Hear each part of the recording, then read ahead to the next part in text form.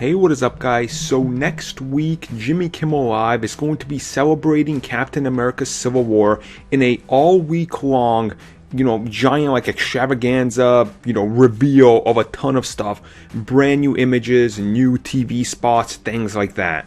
But one of the things that is going to come off out of there is, of course, something we didn't actually think we would see this early on, which would be Doctor Strange. And we actually learned today that, yes, in fact, we will be getting a Doctor Strange trailer on April 12th, which will be next Tuesday.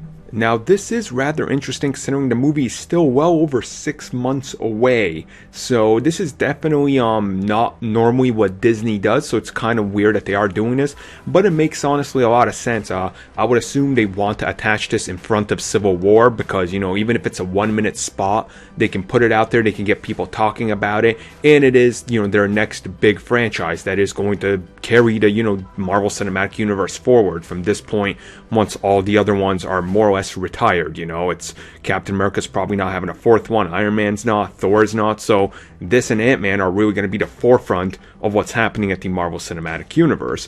Now, obviously, with this, a lot of people are going to want to ask the questions and bring up the subject of how much are we exactly going to see. Now, honestly, at my best guess, I'm going to tell you guys that I don't think we're going to see much. I think we get the basics of the story, glimpses of the origin and what happens. We're going to get a few, little moments of him tossing out magical spells.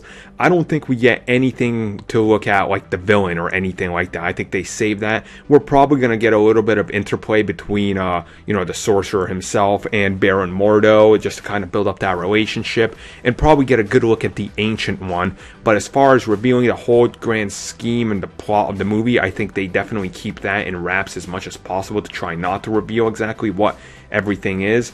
And as we've seen, they were just shooting what seems to be the final battle in New York. So if that's the case, I definitely don't think they have those special effects and CG ready yet.